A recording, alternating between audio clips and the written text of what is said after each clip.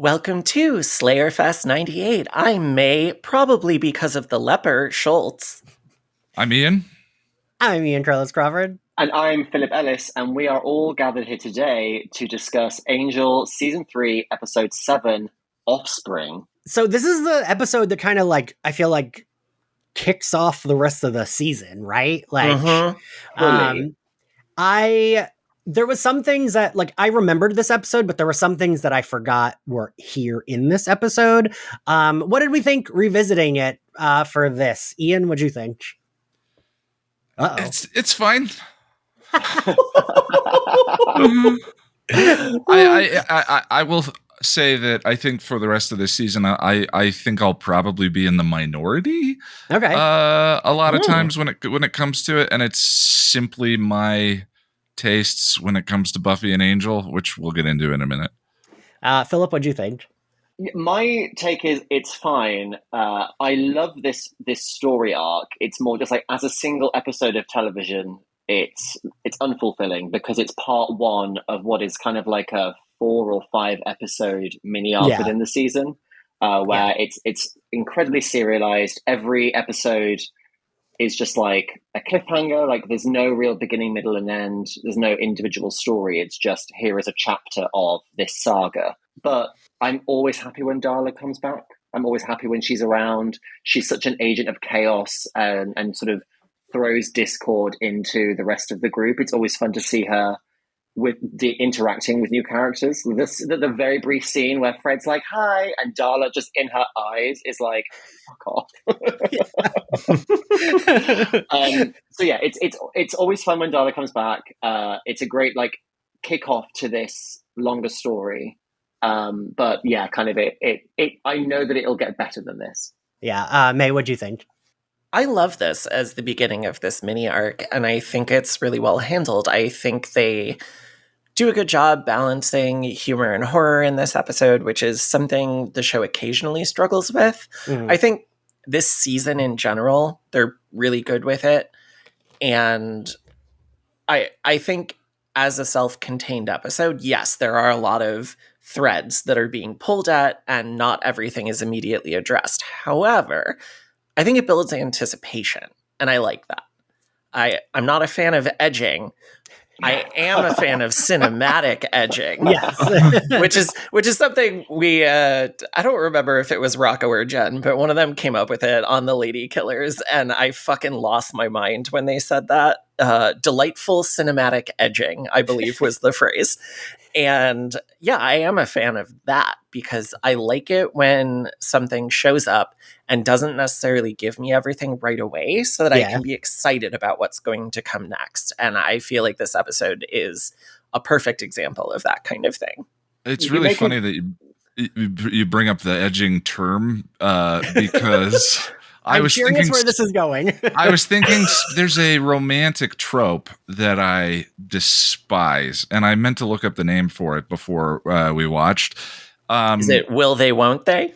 Yeah, will they, won't they is a thing, but there's a thing in will they, won't they stories where the plot is constantly introducing romanticus interruptus, and this season is loaded with romanticus interruptus. And the first of it in this season is, Angel's looking at her that way for the first time. He sees something that he's never seen before. He's seeing her as a woman. And then Darla comes along, and there's this. We'll get into the rest of that. But that trope of oh my god, Moonlighting did it, Castle did it, all of that, and it's because I think writing teams are afraid that once the natural drama and tension of the early romance is gone, they're just together, and healthy couple stories are a much rarer thing than. Yeah, that's why the romantic comedies end when they get together most of the time. Right. There's very few stories about a healthy, well-adjusted couple going and doing stuff because that's not naturally dramatic. Anyway, wow, I got upset really quickly. No. I totally agree with you on that, and that makes me think of Willow and Oz on Buffy, where for a while they have a perfectly healthy relationship, and no drama comes of it. So they get to just exist as a healthy couple and still contribute to these stories without it being about there being a problem between them.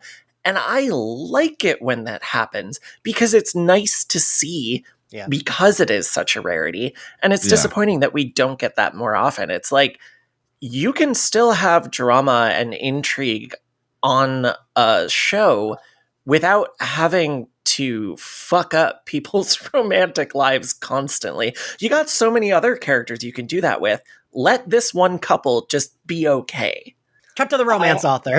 I have a counterpoint as somebody who writes romance. And I completely agree that it's like coming up with reasons, obstacles just in order to kind of prevent them being together. That it's a lazy trope and it's annoying because it's like you can mine drama from people being together. Like people don't like a character arc doesn't end just because they're in a relationship. It's like a new arc begins. I think it's just I don't mind it in this episode because if we're looking at the structure of a season, it is far too early. You can't have we're in the first quarter of the season. You can't have your main characters getting together in the first quarter of the story. I think that's 100% valid. That for me it's triggering my frustration with the repetition of this that is coming down the line. The most obvious of which is Diet Angel. The Grusalug. He's so handsome, though. He's so handsome, but come on. Coming so out dumb. of Ilea. He's so dumb. He's like the original TV himbo.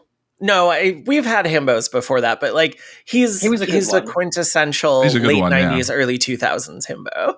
I agree with both of you as well. Just also again, spoiler alert, but knowing what we know, that we end up with blue balls around this romantic pairing. I think you mean Gru balls. Jail. I'll see myself out.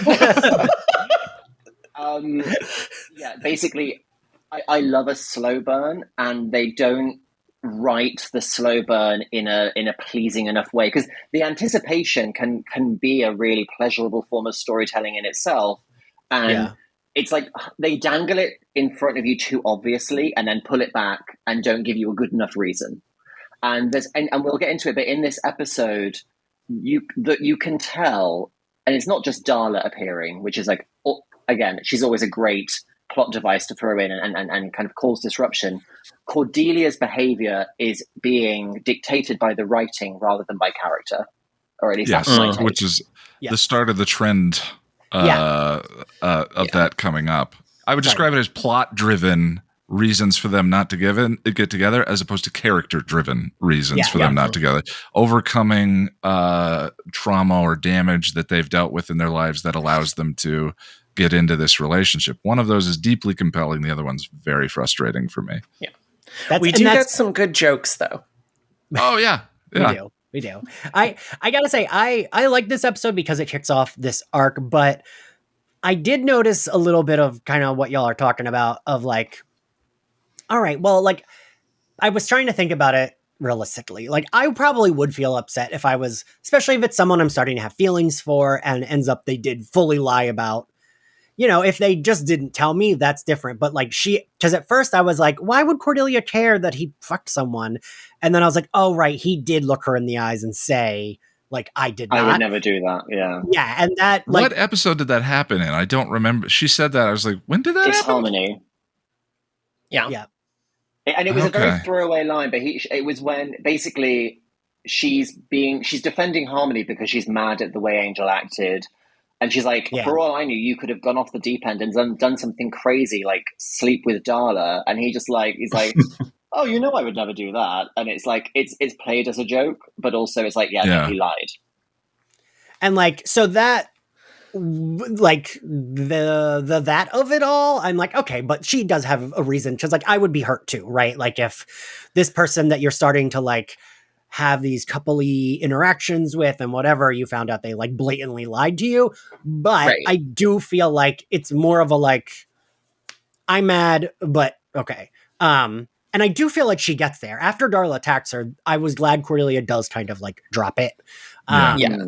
like, you know, he carries her, he brings her to bed, and he like tells her, and I was like, okay, good. I'm glad that she's kind of just like, you have to go find her, like she's escaped, blah blah blah, and like seems to mostly drop that aspect. That is like for me, what feels like the proper amount of like, I am kind of mad at you, but like also we do have more important things, and also like, sure, I told you I was mad, and you did apologize, and we got to move on because we have to. I mean, sort of going against the thing I said, the other the other argument for her sort of having bad experiences with duplicitous men is Xander and Lover's Walk, and True. sort of like she's shown in that episode to be changing, and sort of the mean girl spirit is melting, and then she is betrayed by Xander in that episode. So maybe there's a trigger that makes it feel a little more justified than it was watching the episode in a bubble in this experience. And I will say, to everyone's point earlier, I meant to bring this quote in. I agree that like I don't understand why a lot of writers feel like you can't have a couple just like be chill. Yeah. Because like if any of y'all are Veronica Mars folks, I love that show. I loved it's why I still love Kristen Bell, even though she like, you know, whatever. I know people like find her corny. I still love her because Veronica Mars is one of my favorite characters. The revival made me like Logan. I did not like that character. He was like the main love interest. Their like romance spanned the 3 seasons of the show. There was a movie. The movie made me start to like him. And then that last season that came back on Hulu, I was like, oh shit, they're doing such good work. I love him now. And in the final episode is they're going to get married and his car blows up because someone got revenge on them for like foiling their plan. And Rob Thomas. Are you fucking kidding me? It is the last 5 minutes of the last episode of that revival that he gets in a car, Veronica walks outside and watches him blow up. And it ends with her like sobbing and having lost the man that she loves.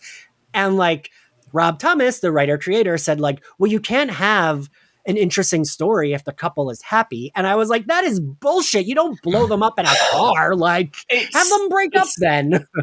It's so lazy, and it's taking the worst lessons from storytelling. It's like after Game of Thrones came out, every TV show is like, let's just like kill off characters, like that, like just like let's just like nobody's safe. But then it's like, but if all your characters are being killed off willy nilly, like there's no depth or weight to any of it, right? Whereas like, well, in that show, it was like, okay, who's the new characters? Who are the new characters this season? Because we've killed off so many characters at this point, every single season. I remember there was some other, I know what I'm thinking of, in The Office, how in the last, and like, you know, The Office is cute, whatever. I don't love it as the way a lot of other people do, but it was a show I watched. I enjoyed it. If it's on, I'll watch it. The last season, they make like Pam and Jim almost break up. And like nothing comes of it. It's like a lot of shows feel like they need to add in this stuff, but like there are a million characters on that show. Like it was like an ensemble cast. I did not need, it's like one of the cameramen filming the documentary, like him and Pam start maybe having a thing. And like, but then, you know, in the second to last episode, that fully ends and they're fine. And it's like, why did we need that? It's, to almost bring it back to Buffy, it's almost like when everyone kicks Buffy out of her own home 2 episodes before the finale. And it's like, what are we doing? And I have had some of the writers, and, you know, I love them all. Everyone who's come on this podcast has been so sweet.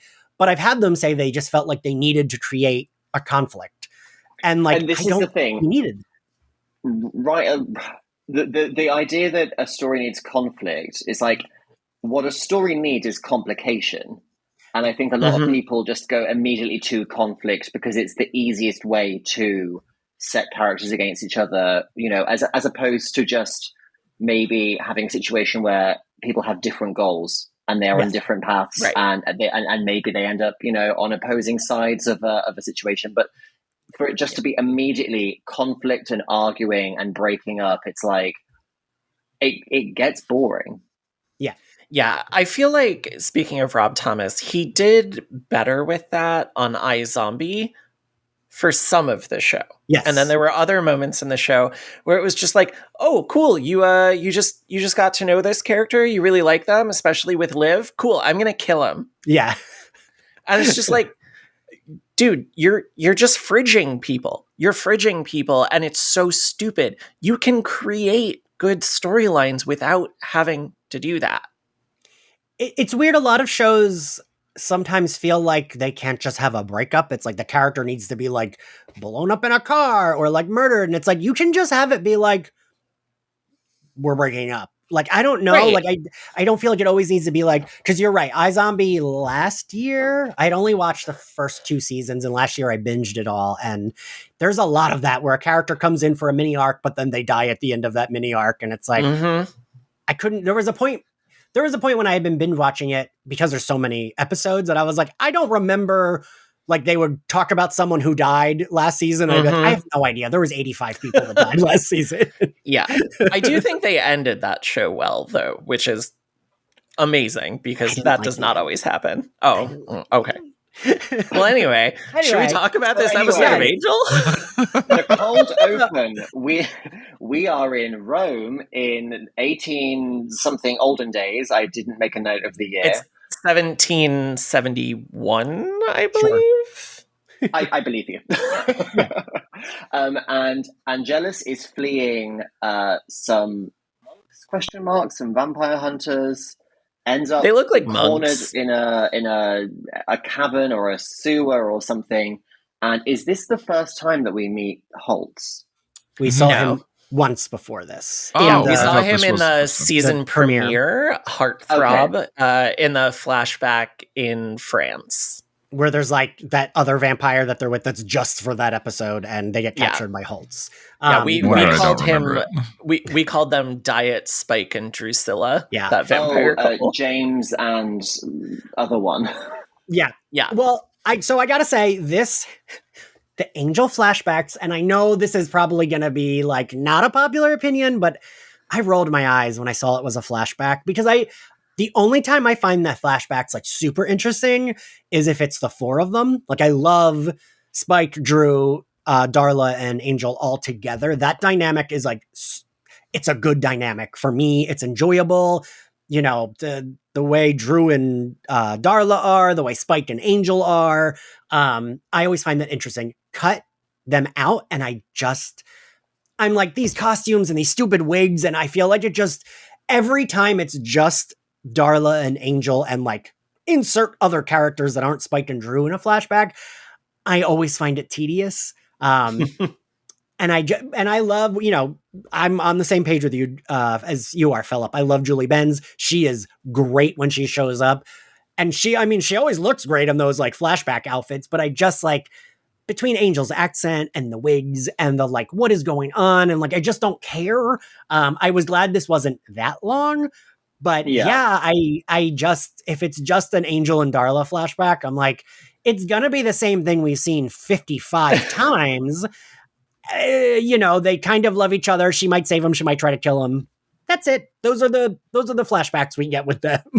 I do think there's some really good humor though in this flashback. And I was thinking about it, and I was like, if someone were writing this show today, they would have had Angel sarcastically call Schults daddy as he's torturing him, to mirror with Darla sarcastically calling Angel daddy when she shows up at the Hyperion.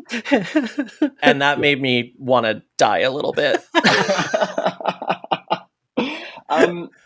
Yeah, it serves, you know, a narrative function of reminding the viewer who Schults is, you know, in anticipation of what happens at the end of this episode.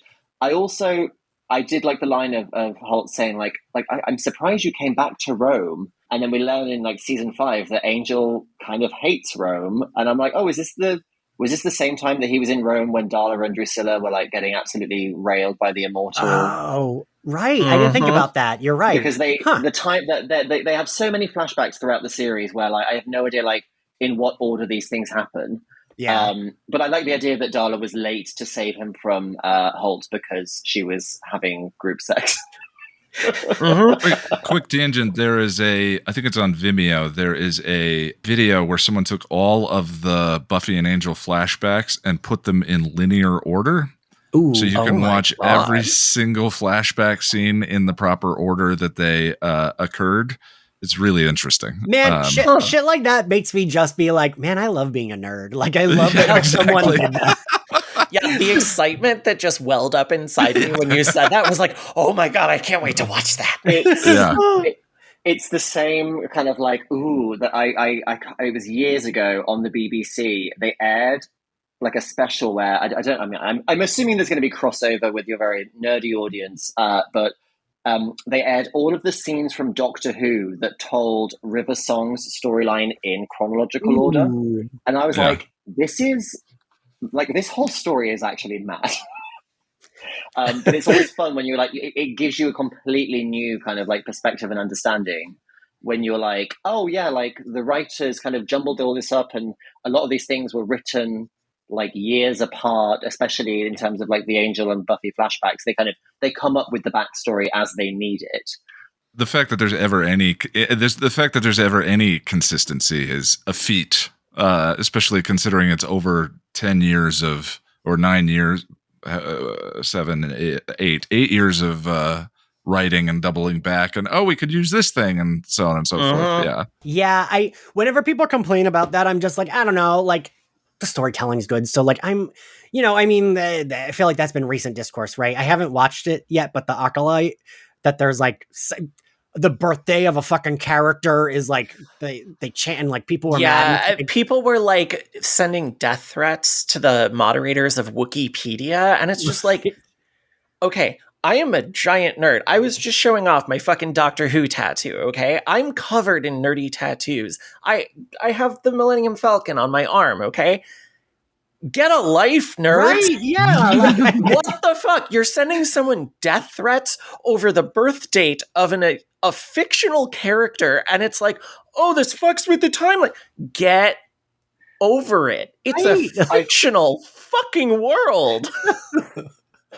I feel like every problem people have with the Acolyte just boils down to they don't want to see a black woman in the center of a story. Right. Yeah. Yeah. And like, inversely, I just said, man, I love being nerd when you brought up the like timeline thing, but then inversely shit like that, I'm like, I hate fucking being a nerd because like, like you said, May, it's like, I have a podcast that's my whole personality that's about Buffy the Vampire Slayer. And like, I think those people are doing too much. Yeah, absolutely. There's a difference between being passionate about something, which is the type of nerds that we are, and being obsessive about it in the way that some little change like that somehow affects your real life so negatively that you feel the need to threaten someone else's life. That's like, not healthy. No, never fucking is. Like that. I mean, I thought you were going to accidentally do a pun and say like the passion of being a nerd, Ian.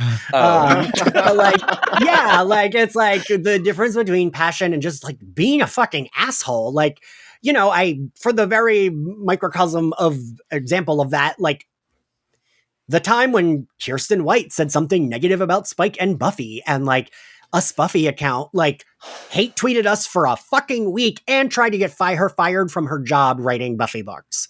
And like, maybe they should try getting a job. Right. Like, I was so mad about that. And I remember people tagging I forget what publisher put out the books and saying like, oh, your new Buffy author doesn't even like Buffy. Why would you hire her? And like telling me I needed to fire her and like truly get a life, right? Like who cares? Okay. She didn't like me. Jobless behavior. Right. Sorry, Ian, I interrupted you. No, it's okay. When I, like 8 years ago or 9 years ago, whenever it was that I was trying to figure out a brand, and I had some misfires before I got started. My first review channel was called Brain Flatulence. Passion of the Nerd is a little bit better. I would love to know the line from that to Passion of the Nerd. Yeah, and there's some other stuff. But in my head, I was like, oh, Passion of the Nerd, that's cute. Because it's like, okay, it's the things I'm passionate about. But also the joke I found funny was the Passion of the Christ was about Christ's torture. And so I was like, the idea of my passion, like these nerdy properties being like things I felt so tortured over, was a funny joke at the time.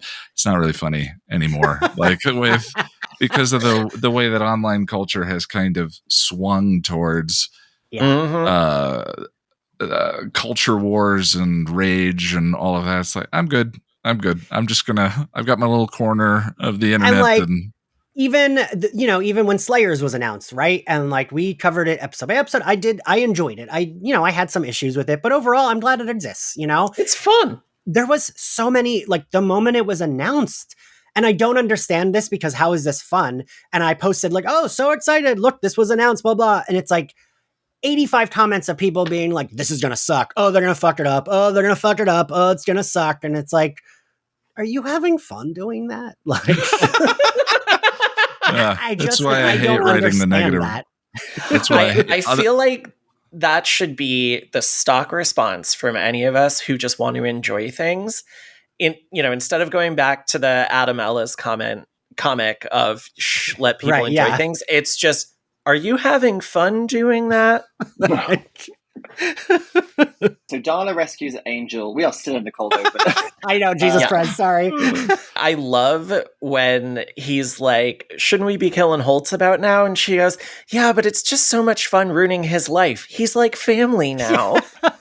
It's so good. And there's more than one way to kill a person. Is the nice thing from that. Theme of the episode right there. But also I love the idea that Darla was basically, she's like, okay, before I rescue Angel, I just need to like turn a load of randoms into vampires because I need some goons who will take the stakes for me. Yeah. Mm-hmm. Which is like, that is Darla behavior to a T, right? Like, she's 100%. Like, yeah. So then we cut to the present day. And we see a bus pulling in. And every time I see a bus show up on Buffy or Angel, it's great because it means we're going to have like a surprise returning character. Yeah. I always think of that moment where Faith gets off the bus in season 1. And Darla's like, oh, anywhere here is fine. And the driver is traumatized because she's murdered everybody on the bus. I'm surprised that she left him alive. And, I was actually waiting for her to be like, thanks, and then kill him. Like, right. So basically we see her walking into the city, very heavily pregnant, and we cut to the credits. I think that is such a good re-entrance, new and like entrance into the season for her. Like the like music swelling as she just doesn't give a fuck and is walking away with like a bus full of murdered people and a scared driver, and like she's like, well, back in LA again. Like, she's just so good. I love her. I feel like I say this all the time, but I did not appreciate Darla enough when I was younger as I do like as an adult, because the Philip, I think of what we were talking about with Lila the other day when it's like, you love her and she fucking hates Angel and Cordy. She like, can't stand any of them, but like, we don't want her to die. We kind of are like, we want her to like make it because she's a joy to watch. And that's how I feel about Darla too, right? Like, Darla and Lila, it's both just like, we love, well, female villains. It's like, that's gay culture, but also it's a woman who owns her choices and refuses to be like shamed or embarrassed about them. She's like, yeah, I'm bad. I do fucked up shit, but like, that's who I am. And I'm okay with that. And all of you are annoying. Also, there's shades of glory, especially in this episode where it's like, I could kill you with like one finger, my pinky. Yeah.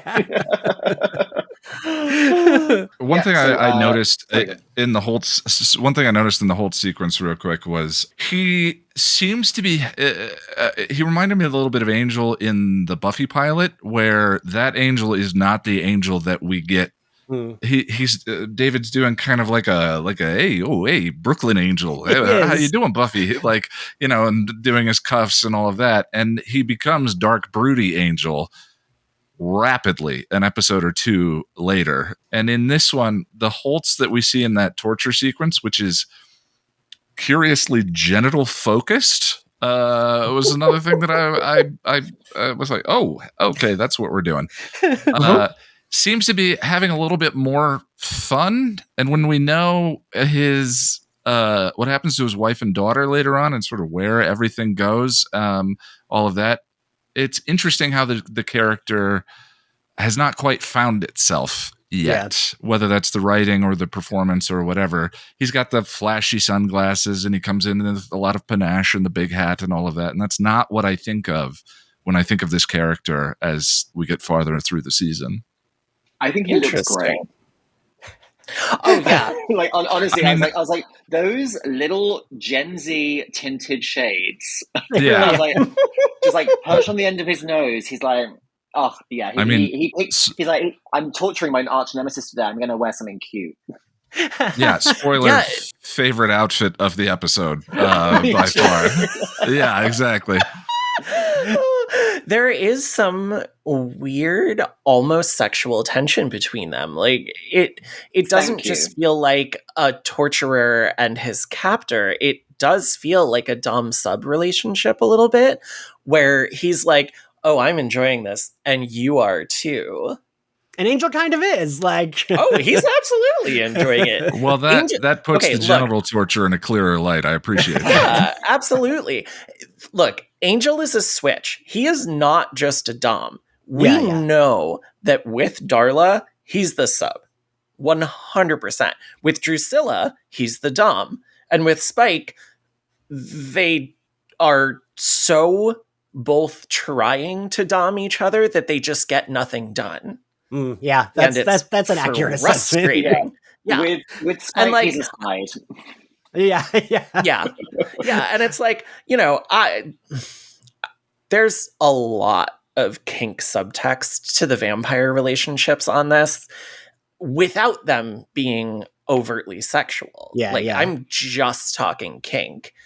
And throwing Schults in there and having Angel be like, "Oh, you think you can dom me? That's cute." He's basically being a bratty sub. Yeah. I was just about to say, I think he likes the provoking. Yeah. Oh, absolutely. Yeah. I'm like 99% sub. The only time I will ever dom someone is if my dom asks me to dom her, and she basically will have to dom me into it. And it's really hard for me because I don't have a naturally dominant personality. And so, it brings out an interesting dynamic that does not come out of me any other time. Philip, you've been struggling for your life to get us to move on, so I promise we're going to move on. I just have one story. I actually had a friend who does porn who is a gay man and had a straight man interested in like subbing for him, not in a sexual way, like just being ordered around to like clean his apartment. And I remember he posted about it and he was like, "But I'm like, so like sub, like and I was like, dude, take advantage that this straight guy wants to clean your house. Like, just like tell him to do it. And like, even if you're not buying what you're selling, that's what he needs. Like, summon up your inner Joan Crawford and whip that boy into shape." And he was like, "You know what? That's true. Like, even if I'm not like into it sexually, I will get a clean apartment." I was like, that sounds great. Like, yeah. But yes, we're moving on. Cordelia is brightening up their training room with fake flowers. Her hair is so bad in this scene, and I don't understand, because it doesn't look that bad for the rest of the episode. I mean, the bangs are still not great, but in this scene in particular, it looks horrendous. The same place that gave Buffy those horrible baby bangs in Amends. Yes. And Gail wears her baby bangs in Scream 3. God, I didn't even notice her having baby bangs in this scene. God. Yeah. It's rough. Yeah. But yeah, so we get it's another, key scene in the will they, won't they slow burn. She's bringing flowers down into Angel's dark space. And my first thought was like, well, they're just going to die. And then she points out they're fake flowers because nothing would survive down there. And Wesley makes a nice point later on when he says, "Oh, like plastic flowers, that's nice. They never fade." And I'm like, "Oh, like vampires, like Angel and Darla." Oh yeah. So basically, they're talking about the Nyazian scrolls. What are these things? Have we heard of them before? I've been watching this episode in isolation, so please forgive me. I had that issue, and I have not watched it in isolation because we recorded 7 episodes this week, and this is the 7th, and I really was like, did I mess up with scheduling recordings and skip an episode? Because it's so weird. I was trying to think about the writing decision because, right, sometimes we do like drop the characters into like, you know, they're an investigation team. Sure, they're doing demon shit like all day, every day, right? So of course there's some things that will like already be happening, but it felt like for something that is so important, like that's something you can do with like in Fredless, where it's like, yeah, there's the demon he fights and we need a demon. So like he cuts off its head and it has the things that are eggs, and that demon is just like, it's already happening that he fought that demon, but it doesn't matter. But it's so weird that these scrolls are very important and like what their translation are. And like, it's so weird that it's just like, yeah, they're doing that. And it's like, Poochie went back to space. Okay, great. Like, especially I when feel like they're briefly mentioned at some point. They are not. I looked it up. Really? On the yeah. It says this is the first mention of the Nyazian scrolls. Oh, which is so weird because they overtly mentioned the Shanshu prophecy, and back in season 1, there's a whole heist around that. Like there's a very clear way that it makes its way into the story. But I, you know what? I'm sure there's probably like a scene on the cutting room floor that explains that. Maybe Cordelia had a vision, something. But anyway, move on. Wes and Gunn break into a random guy's house they don't even break in. But Gunn walks through the door. Great bit of comedy there. So good.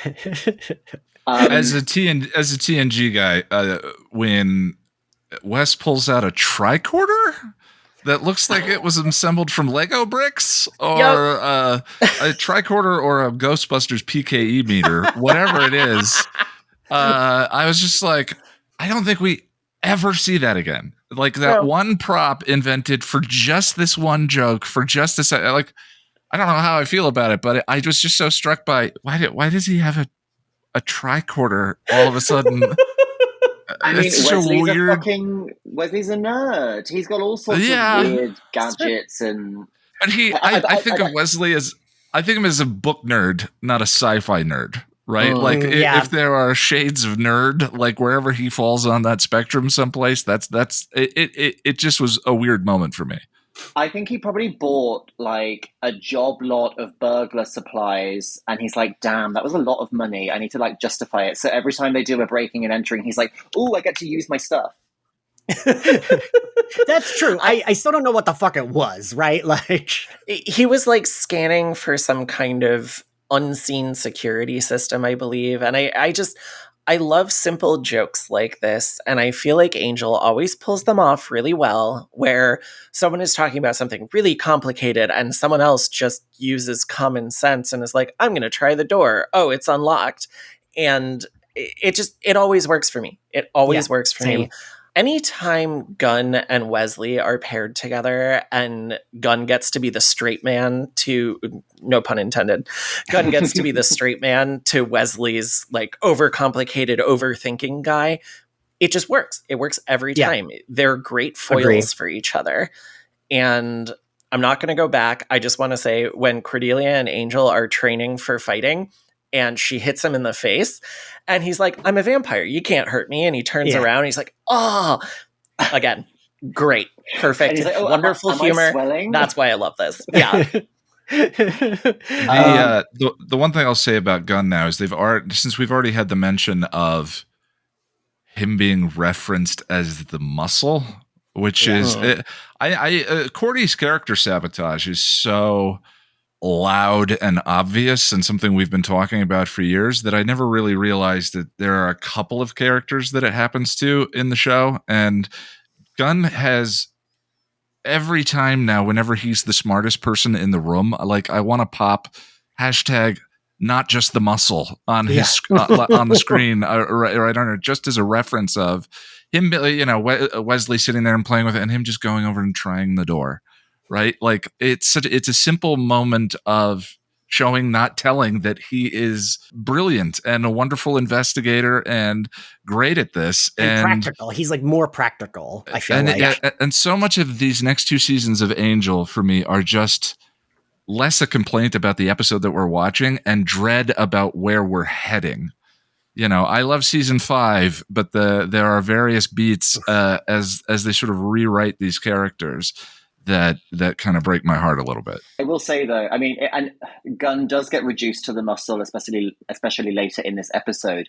But in this scene, he gets a fantastic moment when they're in the like treasury room, with Yeah. juggling with the crystal balls. It's so good, and it's a great bit of like he takes control of the situation, and he's having fun These things with it. expensive. It's like, oh, oops! It's like Yeah.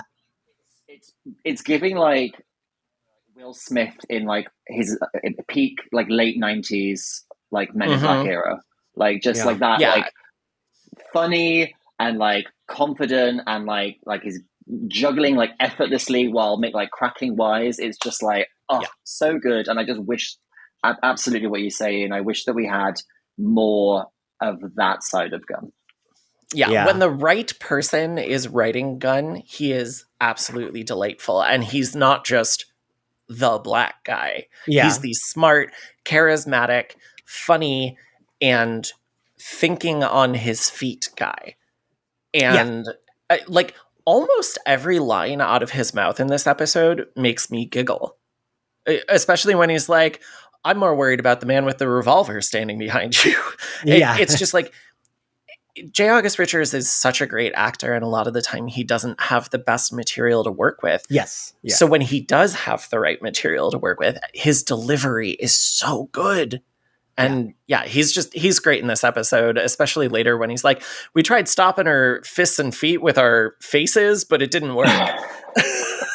And the one way the muscle thing could have worked is if it was just the way Gunn saw himself. Like if Gunn was grappling with his self-image or his perception of self as just the muscle among these other people, that would be something different.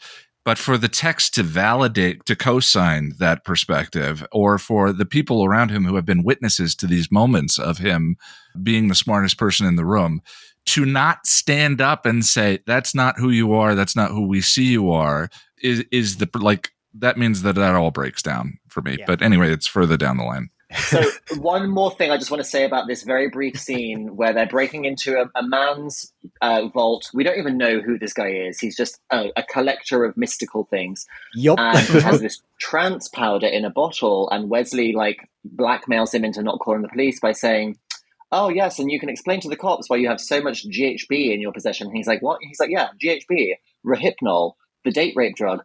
GHB and Rohypnol are not the same thing. Wait, really?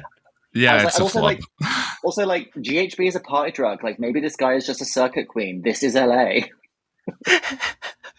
God, I feel like I should have known that. I fucking did. Oh, wait, yeah. I have up the, like, wiki page. I always have it. And yeah, it says the same thing. Are completely different drugs, though they have been saddled. They've both been saddled with the date rape moniker. They are different drugs. Yeah. Interesting. Well, that's quite a flub on Smarty Pants Wesley's part. Yeah. But so indeed. Then we get Fred is watching Angel and Cordelia. I actually, because there's a lot of stuff I don't remember that well with Angel, I was like, oh, do we get a weird Fred is jealous plotline? And I was so glad we didn't. I was so glad that we actually fully have moved on from Fred crushing on him. And it's like, she is genuinely like, oh, they're cute. Like she is excited for them. She is happy for them, even if they're not realizing what it is. And the corruption thing when she says it to Cordy, yeah, I was like, when she says it's like two heroes meeting on the battlefield, I was so focused on like, but that is these two heroes, Fred and Cordelia, and they both fucking die, and it's sad. Is what I kept thinking of with that, like unintentionally, like, yeah, that makes sense that like, you know, Fred recognizes Cordelia as a fellow hero, and I'm like, oh, I love them. And then she explains it to Angel. It's a nice motif that like it comes back. I think Lorne brings it up in a later episode as well, and it's just that great thing of like, oh, like it's a fun rom-com trope, but like everybody around you sees this except you. Like everyone can tell that you are perfect for each other except you because you're so smart but also so dumb.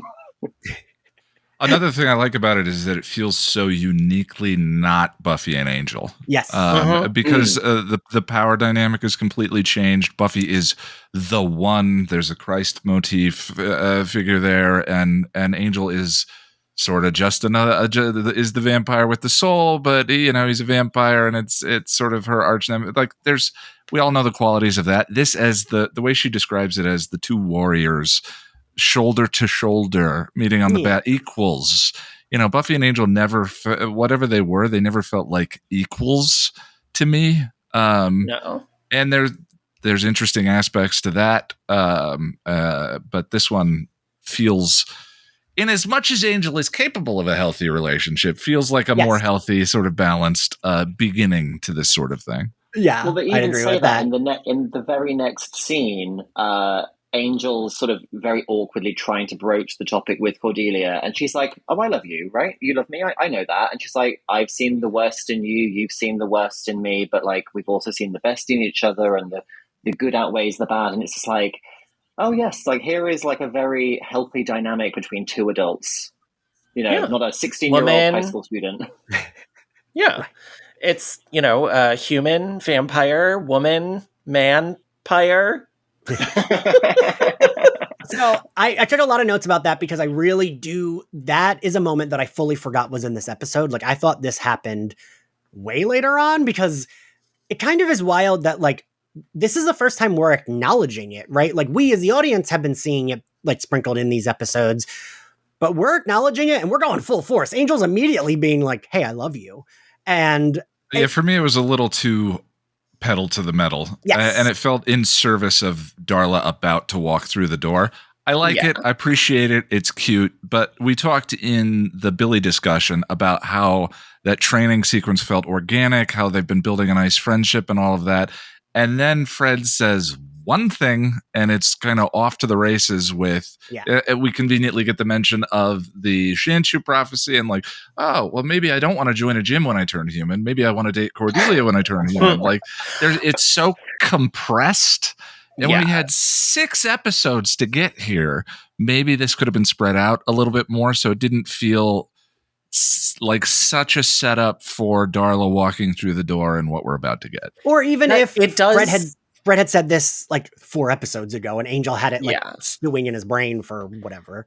Sorry, it does feel like a very straight dude thing, though, where someone is so unaware of his emotions because he's not used to having to be in touch with them, and an observant friend says one thing, and all of a sudden he's like, "Oh my God, you're right. I have to do something about this right away so that I don't let this boil up inside of me because I'm a man and that's how emotions work."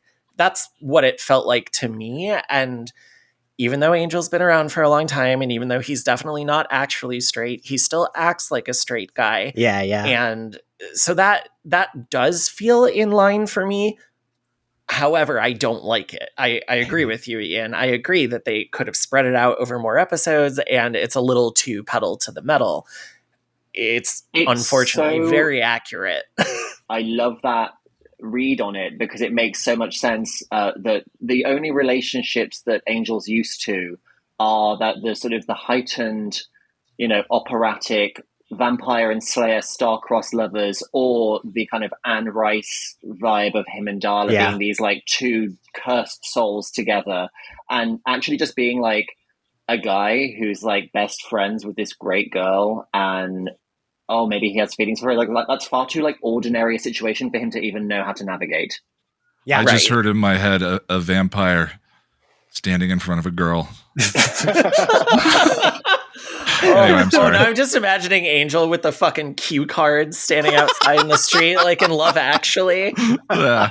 Cordelia would have no time for that. Oh my God. She would have closed the fucking door and been like, "Figure it out, buddy." Yeah, either say something, do something nice, buy me something, or like none of this bullshit with signs. And I do like that I agree with the placing of the scene, but I love the scene so much because I love Cordelia. We have seen how insightful she's become, and I like the idea that oftentimes in the Buffyverse, it's this woman is like someone is pining. Usually it's the woman or Spike, right? That is like the one pining, and it's like, oh, am I ever gonna? But and I like that Cordelia does have that love, right? We do know that it's there. It's not like it's fully unmatched or like unrequited love with her. It's just her, like Angel, has just not given it much thought other than this is my best friend. And I Right. love that. I love that dynamic. And I love the way when she's like, guys, Angel loves us. And they all yell, we love you, Angel, love from you. like the back. And that's Oh, so it's so cute. cute. Played for laughs to kind of undercut the like romantic tension, but also it's like, oh, it's true. And like even Fred, who's like relatively new in the group, like she loves Angel, and Yeah.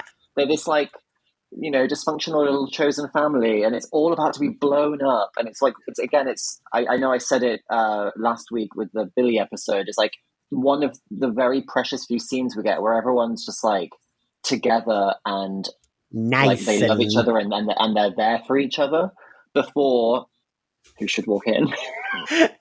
Enter pregnant Darla. And I love that it's like Cordelia says something like, what are friends for? And Darla walks in and says, they're good for knocking you up and leaving you high and dry. And the beat Hello, of comedy, lover. the beat of comedy of like Gunn and Cordy and Wes all being like, oh, Darla. And then Fred going, who's Darla? Do you guys have a chart? And Gunn's like, yeah, we do. There's one in the office. I'll get it for you later. Yeah, it's Angel's girl who died and came back to life. No, not that one. The other one. She's a vampire. I have to believe that diagram existed in the writer's room.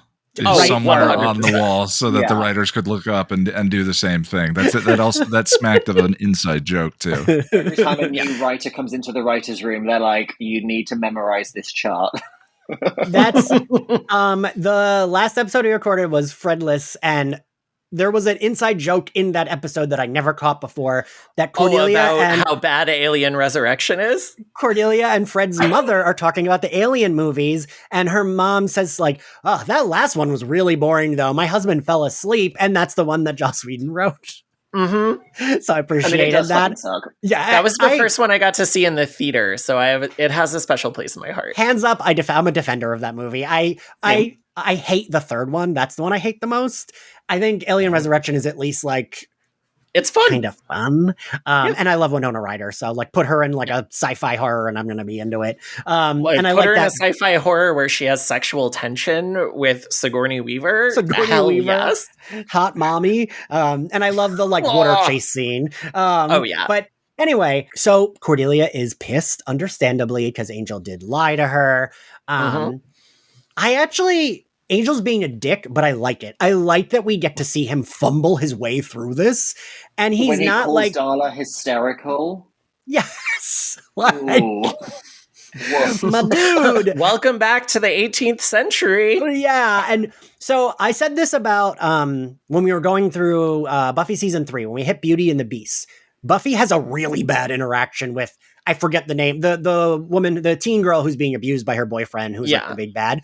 She has a really terrible conversation where she's basically like, it will be your fault if someone gets hurt again. You are is basically like says all the wrong things. But I like that we get to see our main character saying all the, like, I don't think it's quite written that way, but I appreciate when our characters are allowed to kind of be fucking like saying all the bad things. Yeah, they fuck up. Yeah, and I like that. So I like that Angel does the like dumb dude thing where it's like, oh shit, we're in front of my new girl and this is my old girl. So like, I'm going to make the old one just look like she's a stare. When mind you, Darla is like very obviously pregnant. Like no one is thinking, oh, that woman's not pregnant. Look at her. She can't possibly, like that is a clearly pregnant person, right? Like, so I like that he's doing that, and we know that he's doing it because of the Cordelia of it all. And again, doesn't mean I think he's being good, but I like that he's being stupid, and we get to see I just don't want everyone to be 100% all the time because that's not realistic. So I like being able to see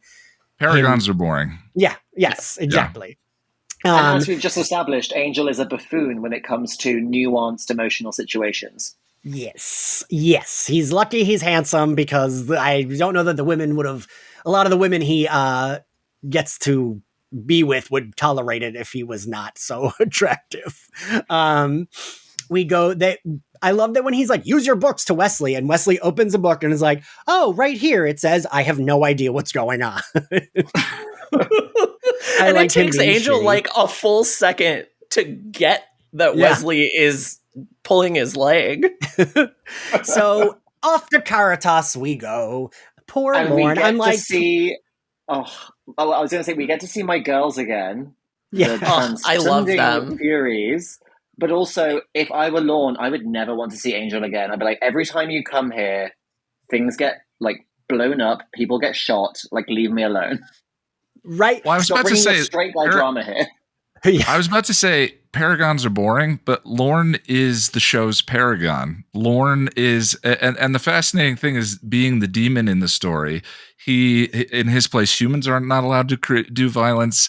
Demons are not allowed to do violence. He is the only source of peace and kindness in all of the show. And Angel ultimately corrupts him by the end of the show, which is such strange commentary on Angel himself. But yeah, Lorne is anything. Lorne is a paragon, and Lorne is anything but boring. So yeah.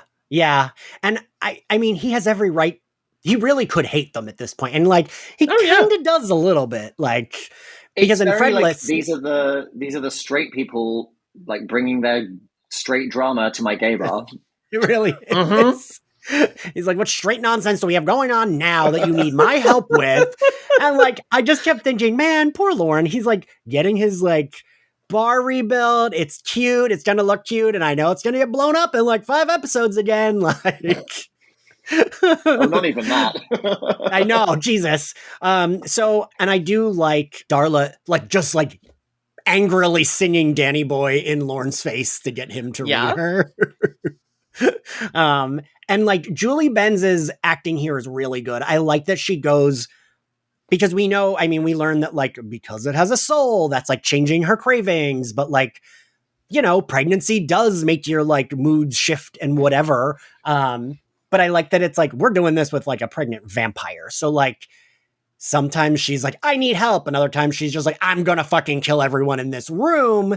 Or like, I need to go eat a child. Like her moods are like all over the place. That's basically just my best friend, Erica. You're like, I'm friends with that girl. I know Darla. And she's not pregnant. That's just her. And like, there was a layer of, I thought they missed them just because of all of the Oedipal stuff, right? Like when in the opening, when she rolls in with the crossbow, I'm like, mommy's here to save the day. And in this particular sequence, when she says, I think that Julie Benz pulls off a magic trick, making Darla empathetic in these circumstances, while we're also seeing her tear people apart. But she has a line that's a child later, but like we're still like, she has a line later that says, "Why would anyone bring something into this world?" But that's the whole subtext of her and Angel. I mean, that is the whole subtext. Maybe the soul is affecting her at that point, you could say, as sort of a headcanon. But the whole subtext is she birthed Angelus. She is his mommy, the character, throughout the story. She feeds him. When she every converts time you say Angel, mommy, I die a little. when she, I know, it got killed for me. I'm going to kill it for everyone else. Ian doesn't live it. When she births Angel in, she slashes open her breast and breastfeeds him her blood in the sequence in the alley. There is so much subtext of her as Angel's mother, and so for her, I get that line in the context of this episode, but for her to say, why would someone bring anything into this world? I was like, usually like that's a ripe line for her to make a connection to Angel or to do something with that. But it felt like it was left on the table. I see. Okay. Hands up. I like the line only because anytime someone's like, we're going to have a kid, that's what my thought is. Like, why would you do that? Like, well, and I think that's what they're going for. The whole sequence is laden with pregnancy jokes, and I'm always hungry, and all of that. And I think it works in the context of the scene. I just love all of that. I love all the subtext too. So I wish there'd been something there. Yeah, that's fair. So Darla goes to lay down in Lorne's room, and we get Fred. I do like her. Destiny is another word for inevitable, and nothing is inevitable. I mean, then it peters off when she's like, unless you say inevitable. Yeah. This is like Fred being plucky in a way where I'm like, the writing and the acting hasn't quite captured like what we love about her, because I found that grating as fuck. Like, hey y'all. It's like, okay. I do. Even at episode 7, they're starting to tone it down. I've noticed. I'm not going back. I'm going sideways. All right. Just one moment where before the Furies leave, and Cordelia refers to them as Angel's chippies, and she just says, "You guys are on the pill, I hope." I didn't even catch that. Oh yeah. Also, I'm just saying, if I was in a room with the 3 of them, I would let them do whatever they wanted to me. I mean, their characters I do wish showed up. It's weird that we see them twice and that's it, because I would, again, like the oracles, it's like, give me more of them. Like, let me see them like camping it up. Oh, I love I love these random fantasy like one-use characters that like fulfill a plot purpose and like almost unintentionally like really richen the world. Well, the first season was so laden with Greek stuff. The going to see the oracles, and then they get murdered, and Lorne takes their place. He's sort of the oracle of the show, and having them in there, it peters out. They sort of taper it off, that aspect of it off as it goes on. But I always kind of enjoyed those ingredients. The oracles in the first season are campy as hell, but I kind of like it. I love that when the Lady Oracle is dead and a ghost is like annoyed. Like she's like, ugh, death, ugh. Like how annoying, how stupid. Look at my body. Ugh. I love that shit. Yeah. Also, Ian, I don't know if any of you were on for this episode, but when Summer Bishel was on for whatever first, it might be the first episode with the oracles.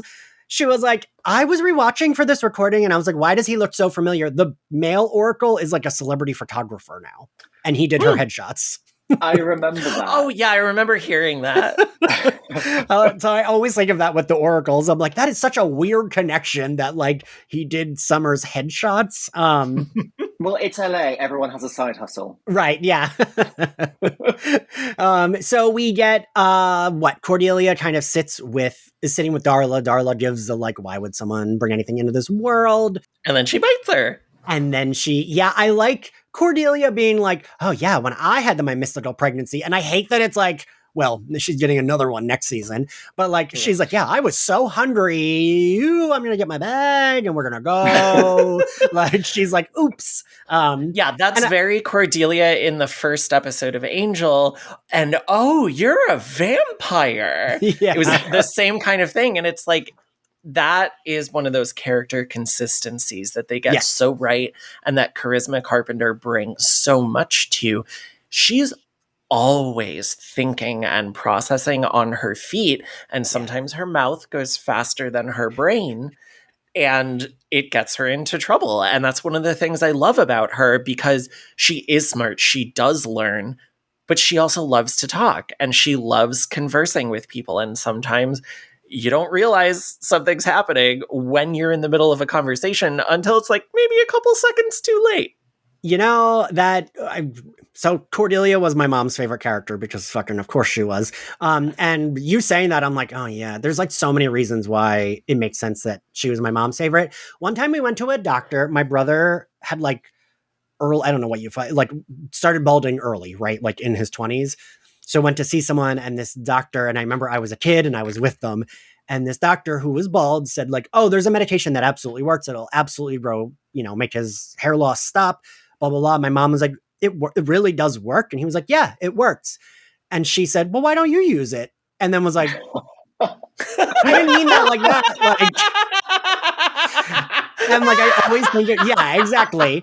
And she was so embarrassed because she didn't mean it to be shitty. She just was thinking it and said it. That is 100% Cordelia. Yeah. Oh my God. And that would me and my grandma would make fun of my mom for that so bad, because it's like, yeah, you don't always think before you speak, do you? Because and he was like this like grumpy old man, and he was not. She was like, I'm so sorry. And he was just like, okay. And just kept talking. Like he did not even like give her a reaction. So yes, that is very Cordelia. Darla bites her. She gets a vision.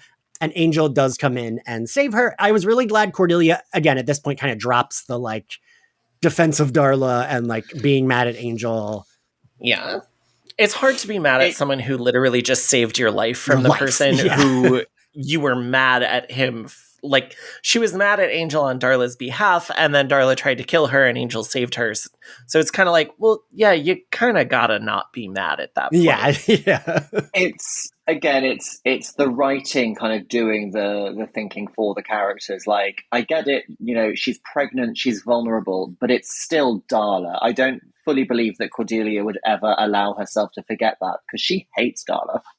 Yeah. Oh, yeah. The fact that she's immediately like, oh my God, like, she looks so helpless. Like, you should sit down, leave her alone, give her some space. It's like, it just goes a little bit too far in that direction to then swing back. Yeah, it goes too far in that direction of like, oh, girls got to help girls, especially when a girl's pregnant. It's like, I think I've said this before on this podcast. I've definitely said it on other podcasts. Being a member of a marginalized community does not exempt you from being an asshole. So Darla being pregnant does not exempt her from being a serial killer murderer. Yeah. Like, yes, that pregnant person needs help, but also the pregnant person like eats humans and is a serial killer. So maybe let's not get so close. Like, yeah. And again, like you all saying, like Cordelia would know that because Cordelia has been around these like demons her entire life, right? Like she grew up in Sunnydale, so she's always been around monsters. So but I will say, as someone who is petty and holds a grudge, I do understand the like, I'm going to lean so far into being petty that I'm going to be nice to the person I hate just to spite you. I kind of get that. Yeah, like that's let's say that was the character motivation, because it actually makes more sense. Yeah. Like, I'm so mad at Angel that I'm going to be like friends with Darla. Yeah, that does feel more in line with Cordelia. And when when Lauren asks what happened and she says Angel boned her, it's just it's so perfect. It's so perfect. Yeah. So Cordelia kind of like, is the vision because Darla bit her, or is it like a mixture of both?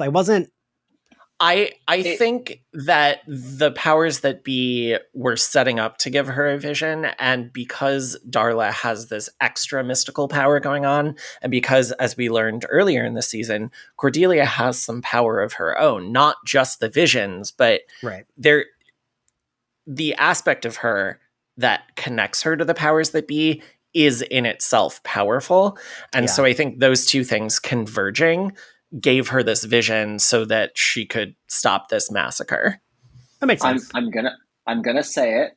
I'm gonna channel Ryan Houlihan for a second. It's like on Charmed, where Phoebe. It really reminded me of Phoebe, whose power is premonition, but she only gets visions when she's touching an object or a person. And so Darla bites her, and that triggers the vision, is how I interpret it. That's fair. I buy that. Sure. So we then get Darla at like arcade stalking a child. It's after stalking dark. A child. What are all these small kids doing out? It's like stalking a child who has the haircut that I had when I was 9 years old. And like that's how I dressed too. I don't know what the fuck my mom was thinking, because my fashion sense in like 3rd through 5th grade was real bad. I mean, I don't know that any of us were like fashion models then. There is no such thing as a well-dressed child. Truly. Unless you're like a very rich celebrity. So Darla, you know, I love that when the other mom is like, oh, you're so brave. And she's like, I love children. I can just eat them up. Wink. It's a good bit of horror because it plays on what we're always told as kids, which is like, if you get lost in a public place, like try and find a lady with children. Yeah, like find you know, mom. she'll help you. And it's like, oh no, like this is the worst lady in the world. I mean, Ian, I think you mentioned it earlier too. Like this season does a little bit of like a little bit better of a job than we will get moving forward of mixing in the horror.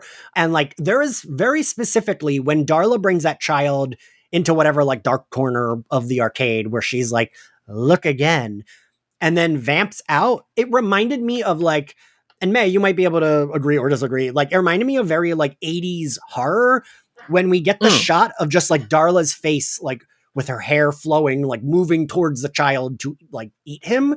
And that felt like a really good like horror shot. And it's real brief, but it's like her hair is perfectly like crazy, like in the air because she's in motion and she's got the monster face. And it's right before Angel stops her. But I was like, this reminds me of like Fright Night in the 80s, like shit like you that. mentioned, you mentioned 80s horror. I'm not much of a horror connoisseur, but I was reminded of the beginning of It. In the latest version of it, having George's arm bitten off in the first 5 minutes of the movie kind of sets the stage for like, okay, this is what we're doing. Yeah. Like this is everyone's vulnerable. Everyone is at risk. That's kind of the reason you do something like that in the opening is to just show the audience that everyone is at risk.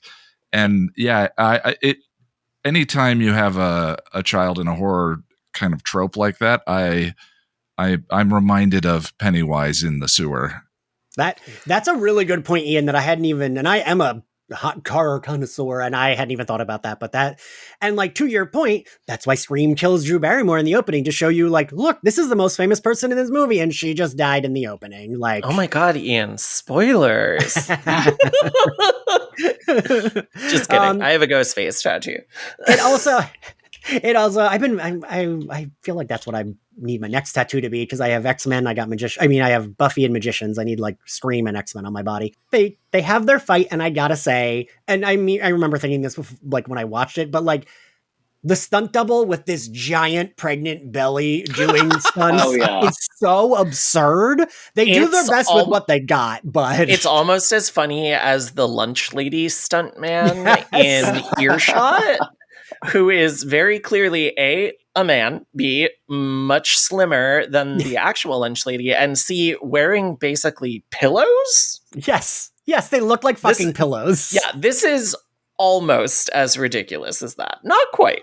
Yeah, but like, I just like him like grabbing this like tiny pregnant blonde woman like by the hair and throwing her across the room. It's like, what are the people watching this thinking? Like, what are the like people at that arcade like, oh, that pregnant lady's really, really like strong, and that man is really beating her up. Like, well, they make a point of showing her vamp face and everyone being scared and running away because otherwise, it would be like, oh my God, this man is beating up his pregnant girlfriend. Like, right? Like, call the cops. Yeah.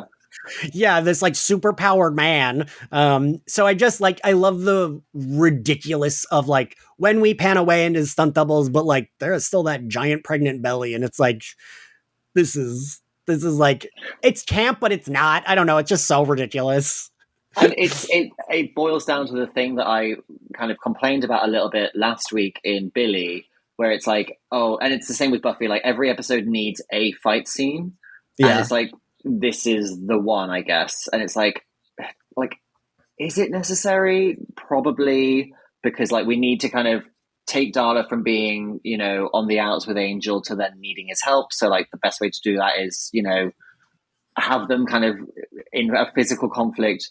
But it just, just the optics of like a stunt person with the giant pregnant belly. It's funny, but then it does lead to that moment, which, and again, not to bring up Faith again, but it's echoing 5 by 5 where she's begging Angel to kill her because she's got this human child with a soul inside her and she can't stand it. Mm-hmm. And like you said earlier, Philip, it is wild that like, I felt bad for her in that moment, right? I'm like, fuck, this does suck for Darla. And then I'm like, why am I sympathizing with a vampire murderer who like doesn't give a shit about anyone? But you do. She has such a like dramatic story, and like, I don't know. I love that Darla episode where like we learn that she's kind of always been like this. Like when she's on her deathbed and the master like reveals himself, she's not pressed or shook. She's just like, what do you want? Is the devil? Are you the devil? Like, am I dying? I guess. Whatever. Come on, I've got syphilis. Just do you kill me or fix me? Or fuck off. Yeah. That is one of the magic tricks that the two shows pull off so successfully all of the time. I mean, the go-to example in my mind, is an entire episode of Spike bragging about how he's murdered other teenage girls, other Slayers, and how great and how those were the best nights of his life. And then at the end of the episode, Buffy shoves him on the ground and throws money at him like he's so cheap and nothing. And James has that moment of like holding like a child and you just took his popsicle, and my heart breaks. Like that the ability for us to create empathy for characters like this, I think, is something that the shows pull off over and over and over again. And I almost every time I'm like, what the hell's wrong with me? Why am I okay? Like, why am I empathizing with this character? But I think the shows are really great at that. Yeah. And like, as always, Julie Benn's acting is like top tier. And I kind of love when she says to him, how's Cordy? She want to come up and visit after like she's been defeated. She had her breakdown. She still has to say something shitty. Like she cannot help herself. Like, I have a reputation to maintain. I've got to say something cunty. She's still got to get her jab in. We learn that Fred is like, she does her about the prophecy. And once again, there was something off about a translation. And I do kind of like when she's like, whatever the thing is, I believe it's arriving in 3-2 now. And then we cut to Sajan, who is a character I forget about, who is such a weird character. Played by the same actor who plays the werewolf hunter on Buffy, who accuses Giles and Buffy of having a sexual relationship. I did not realize that. Yeah. Wow. Yeah, there's a part where he, takes off his Sajan face and just looks human when they go into somewhere sometime in the next couple episodes. And he's like, whoa, what do you think of my disguise or whatever? And yeah, same actor. Which, honestly, the first time I watched this, I was like, that voice sounds familiar. And I don't remember if IMDb was around at the time or if I was aware of it. But I just looked on the internet after the end of the episode because I paid attention for the actor's name. And I looked and I'm like, oh, he was the werewolf hunter. Huh. Philip, you were going to say he plays something, but I guess it was not that? No, I was just going to say, he plays such a pivotal role in the entire series through his actions in this season, but I always forget about him because it's so much about Schults, and Schults is the real enemy and the antagonist in this season, but the puppeteer is Sajan. But yeah, he's sort of like, because he appears so much less frequently, and he's he's got all the prosthetics, and he might be a phenomenal actor, but the guy who plays Holtz just has like such better material. So he does kind of get like left behind a little bit. I do love when he lights his cigarette on the burning torch thing. Yeah. Oh, Angel, the show, does comedy so well 95% of the time. And there's so much of it in this one episode. And I think that's a big part of why I like this episode. Yeah. There's something about he's cut from the same cloth as Skip. The giant and like gothy demon, but then you have Roy from The Office as the voice actor for, hey, how you doing? Yeah. Like the demons from this season on to me are so blue collar.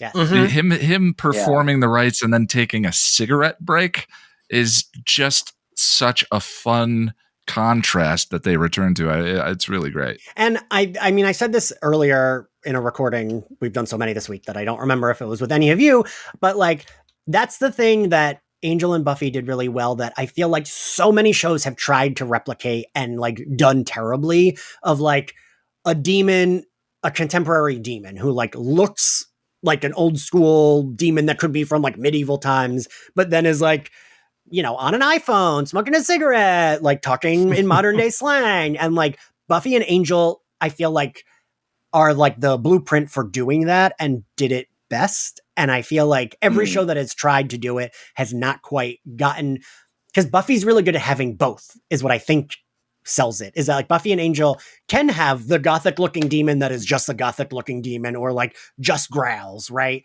But then also they can have the Sajan and the Skip who are like really ridiculous, imposing looking, could be scary, but are just like annoyed or like happy. And I love that. That's like a bringing that nuance to like the demons of this universe is something that really is one of the few things that I will say Angel absolutely did better, I think.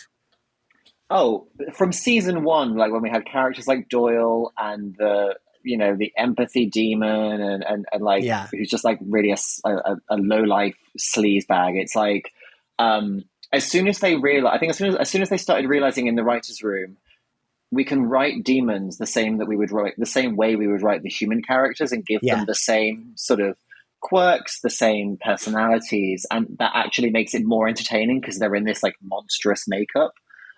It works, I would say, like 9 times out of 10. Every time you see a demon, like check his watch or he's got like a big gulp or something. It's brilliant.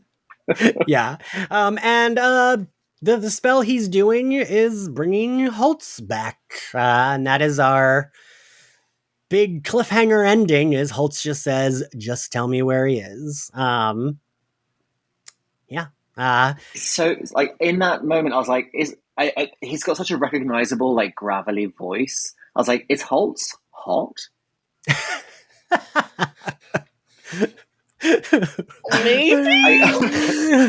I was like, oh, hello! I forgot about you. Hi, welcome back. Oh my god, should we do something? Oh my god, should we get brunch? God.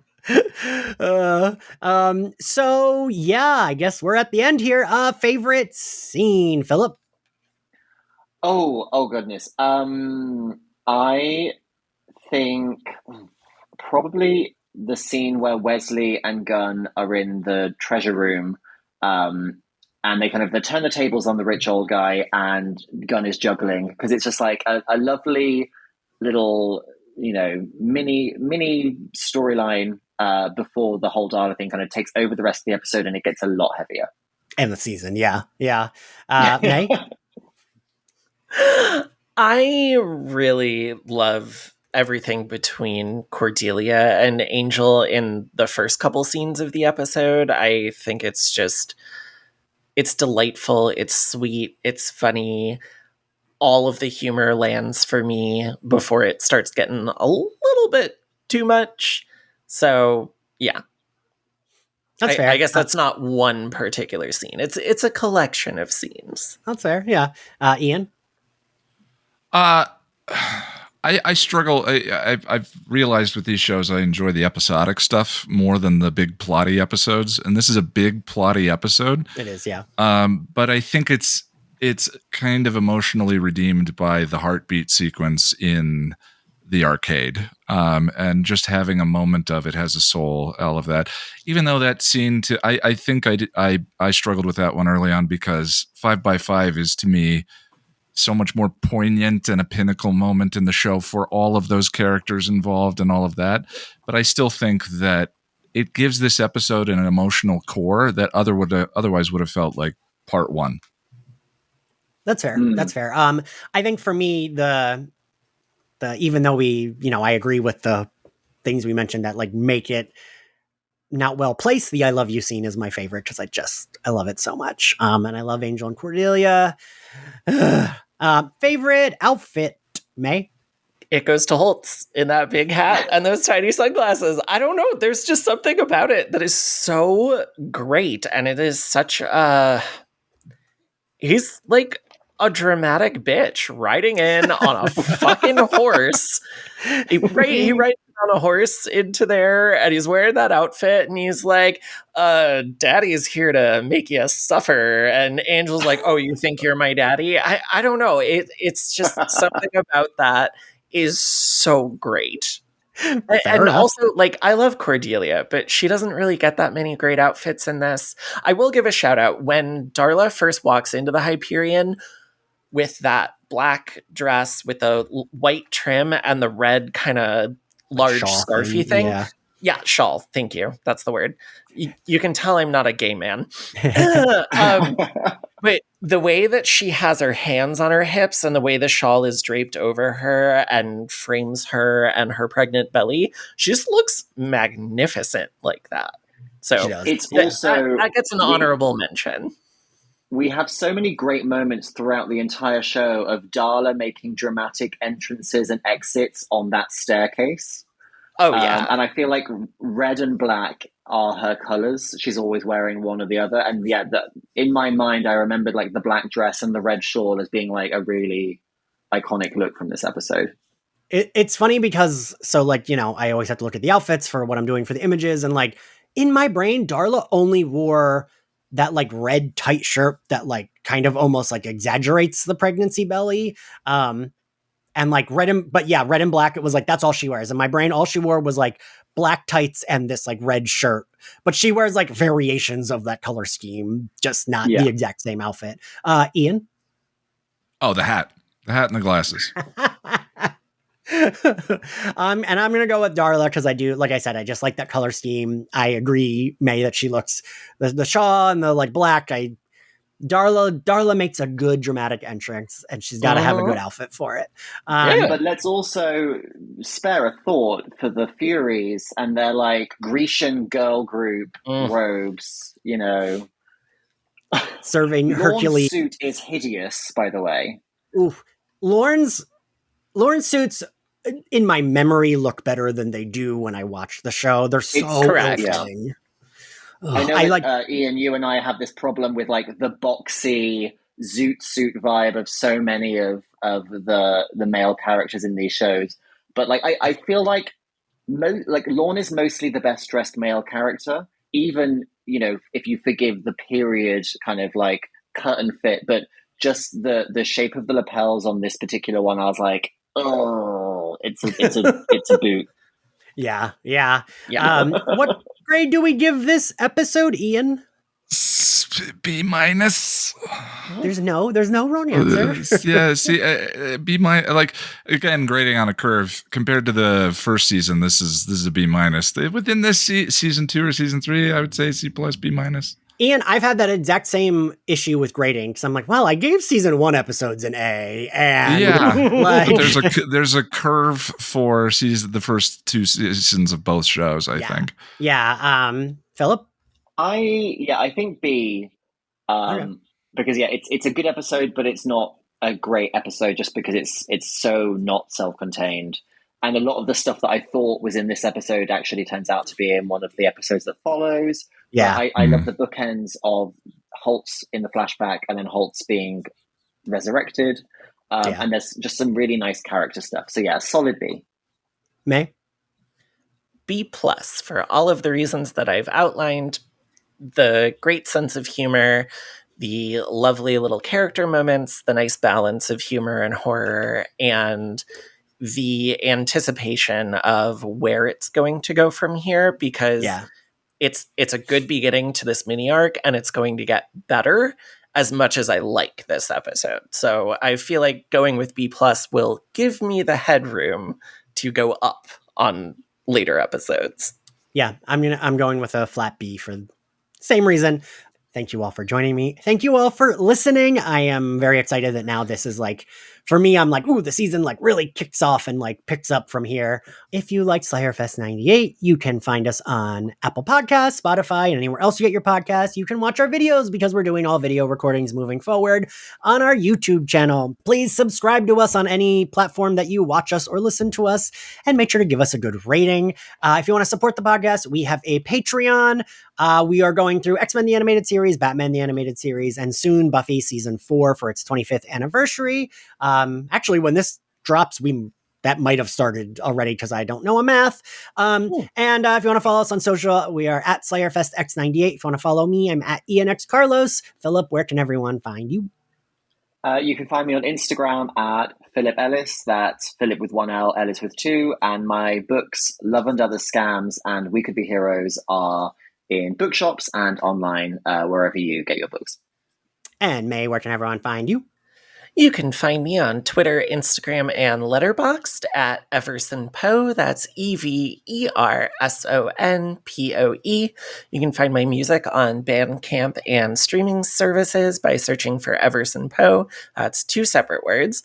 You can find me co-hosting the weekly podcast, The Lady Killers, a Feminine Rage podcast, where we talk about horror movies with villainous or killer ladies from a feminist perspective. And you can find me occasionally on Tender Subject, talking about cannibalism and body horror with Kate Terry. You can find me here talking about Angel and the Magicians and various other things. And, maybe you'll find me in your dreams. Ian, where can everyone find you? I'm youtube.com/passion of the nerd.